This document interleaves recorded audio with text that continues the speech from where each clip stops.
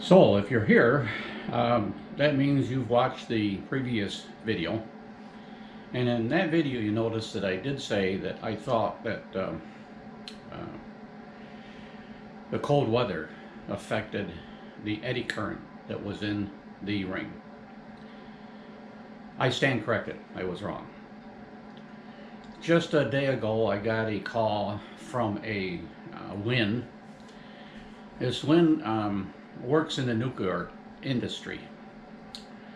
Evidently he does something with the pipes, measuring the thickness of the walls and the pipes, the steam pipes and everything, in all sorts of steam stations. He said nuclear, but he also said it was coal-fired and natural gas-fired also.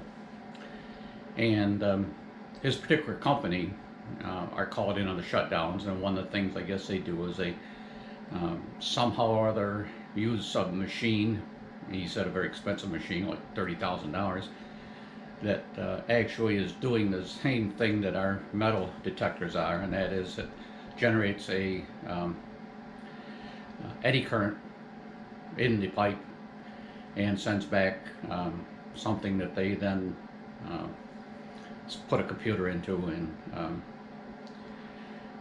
get the thickness of the pipe. So as I said, I stand corrected on the cold.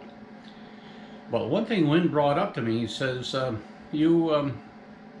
saw in your video and you seem to be holding your coil very high. Well, he says, that's not supposed to work that way. And I said, well, yeah, I know, I realize that, and I'm sure you people out there realize that we must have that coil down there very low to the ground. Touching the ground, in fact, if possible. And what Lynn said, Lynn brought that up to me. And he says, well, there's your problem. I said, well, I don't do that. And I said, I keep my, I'm keeping my coil to the ground in the summertime, but in the wintertime, what I was trying to do was to demonstrate the fact that the ring would fall into the snow, and I was trying to find how far down I could find the ring in snow. And he says, oh, okay, then that explains that. He says, snow, he says, is a lot like air. He says, the problem that eddy current has is when you run your coil over the ground, the sending coil is putting down a electronic field, he says, which generates the eddy current in the metal. That then is a small current, he says, and it's very hard for that eddy current to go through 3 inches of air. He told me, he says, you must have a very good machine that it will go through 5. He said most hobby metal detectors are lucky to be able to get 2 or 3 inches. It must be within 2 or 3 inches of the ground for the eddy return signals to come on and back up. So I said, well, no, it was, like I said, I was just trying to see how far down the, or how far I could be away from the ring to be able to detect it in snow. So now that gives us our problem. Here in central New York, as I mentioned in that first video, we get a lot of what's called lake effect snow, and with 140 inches a year in the Syracuse area, even more, up to 240 up on the Tug Hill. We have a lot of snow on the ground, and in fact getting 10, 12, 14 inches in one night of this lake effect snow is not uncommon, I shall say. So now a person goes on out, shovels his driveway. He happens to lose his ring while he's shoveling his driveway. He spends some time himself looking, cannot find it. I have had people get out a tiger torch and try to melt some snow, cannot find it, where they think they lost it. So then we get the call. So when we do get the call, It's probably a minimum of 6 hours from when it was lost. I've had it as far as a couple days. In that 2 days, maybe we've gotten some more snow. More likely than not, here we have. Um, Certainly, the ring has had its time to settle down and get deeper in the snow. It's probably as deep as it's going to go now. So we're looking at a ring that could very easily be way beyond that 5-inch mark already.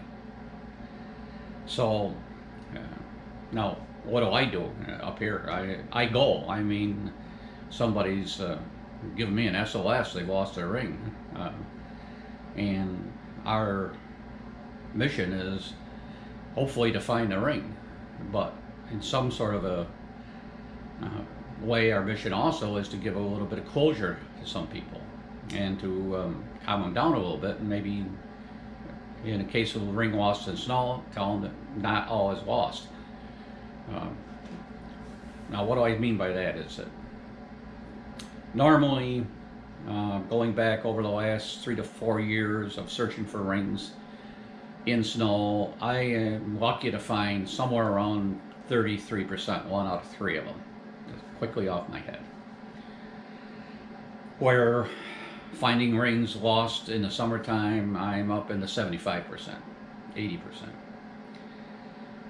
The difference in that is the fact that I am not in the wintertime able to locate the ring, because the ring has settled down more than 5 inches into the snow.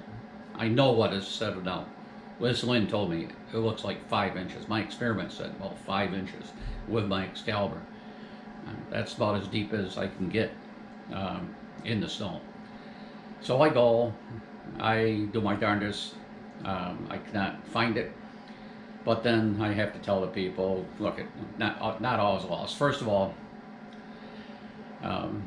as you go out every day, especially if it's along a sidewalk in the city, keep walking up and down that sidewalk in that area and see if you can see your ring. It may have fallen off and may have bounced and just gone into the snowbank, or you shoveled it into the snowbank. And it's 6 or 7 inches down, but as the sun hits it in the spring, it's going to melt, and you may see your ring.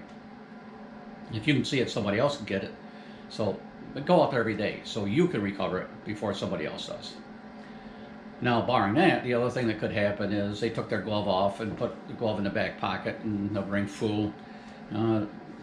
If they didn't have gloves in, it may have fallen off on one shovelful, and they come back with another shovelful and throw the snow, and the ring is out 5-6 foot out into the lawn. In that particular case, when I come back in the springtime, and I always go back in the springtime if I found it. When I come back in the springtime, your ring will be right there, settled down in the grass a little bit, but I'll be able to find it. So, now to wrap everything up. Cold does not affect our metal detectors in the ring.